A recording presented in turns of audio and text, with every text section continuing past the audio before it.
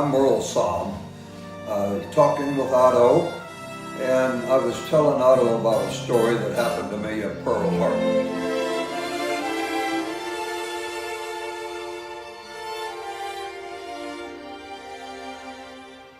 As me and my wife was in Hawaii, I decided to visit Pearl Harbor.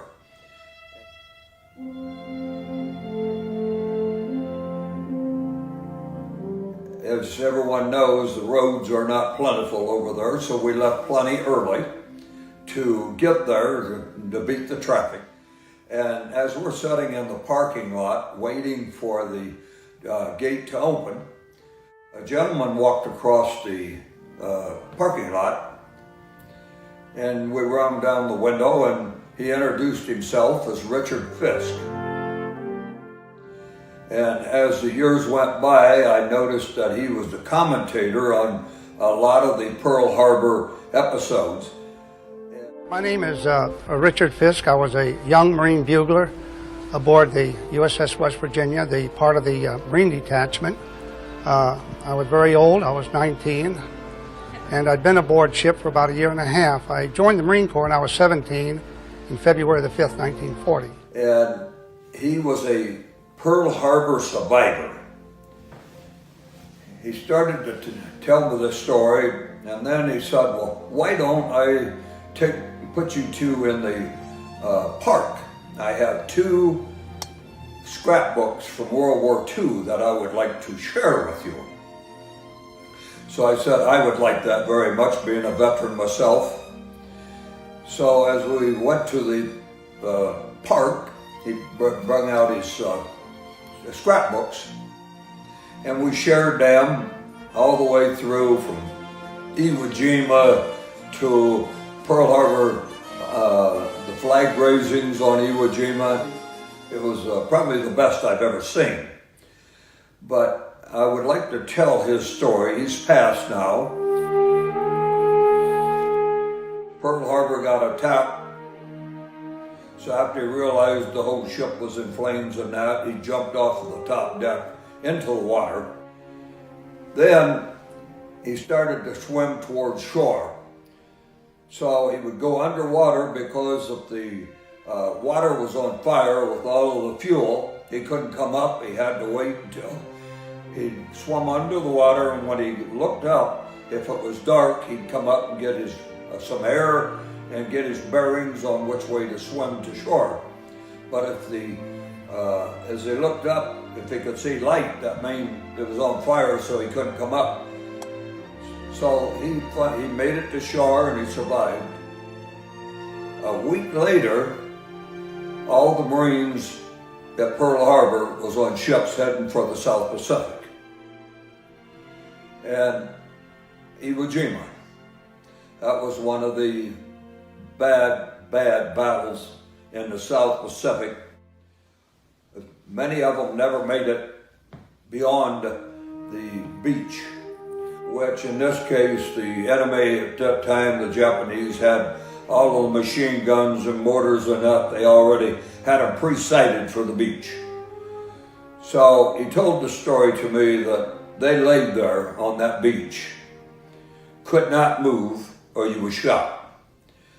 And then that blistering sunshine, that all day long you could not move. You waited on darkness so you could maybe make your crevice that you laid in a little deeper. And especially where you was breathing, they moved their hands very, very slowly to dig a hole to get some fresh air. Because Iwo Jima is a sulfur island, and the sulfuric acid fumes and the decaying bodies and flesh, mix those two together, the smell was so bad you couldn't hardly breathe. So that's why they would take at nighttime and dig the hole deeper to try to get some fresh air. So after the war was over, he came back to Hawaii and he got a job working at Pearl Harbor. The Doctors told him he had a health issue. He couldn't fix his bleeding ulcers until he fixed his hip.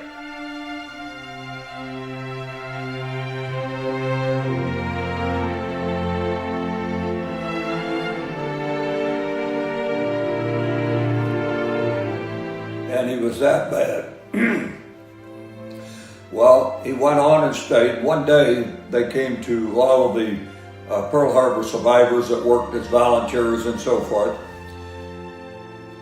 And they told them that the Red Brigade was coming. That was the Japanese that was involved with Pearl Harbor. And they got invited for the 50th anniversary. So he went and said that there's no way that he is going to work that weekend while they was in Pearl Harbor because of his hatred and his anger toward the Japanese people. So he was told that he would attend this, and that's when he come back with a reply that he wasn't going to speak to any Japanese. So he stood in the corner, and a little Japanese walked up, and he said, "Are you Richard Fisk?" And he said, "Yes, that would be me." So he said, "Well, I just want you to know that I was the pilot that sunk your ship." At that moment, he was paralyzed. Couldn't speak, he just couldn't do anything but stand there because of the hatred that he had built up against these people.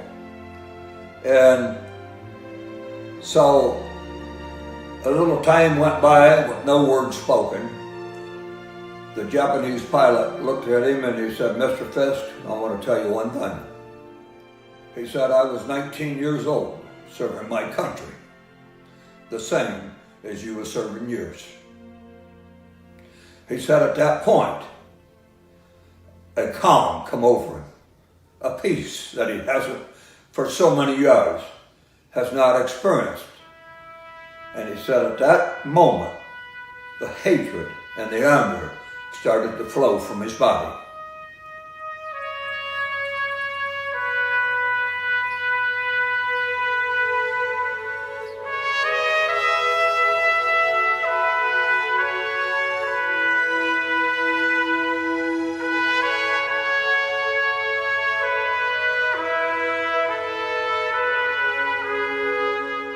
Well, they become best friends. As a matter of fact, he went back to Japan and visited this friend 2 different times. And it's the reason I'd like to share this story. I hope there's someone out there that can benefit from this. If anybody has that problem, and I know there's a lot of people that do, that you just got to let go. You have to let go of things, and the rewards are so great if you do that. So that's the end of my story, and thank you very much. We fought a vicious war. We both suffered a lot. And yet, we can put all of that aside and become very sincere friends. And I think this is the way it's supposed to be.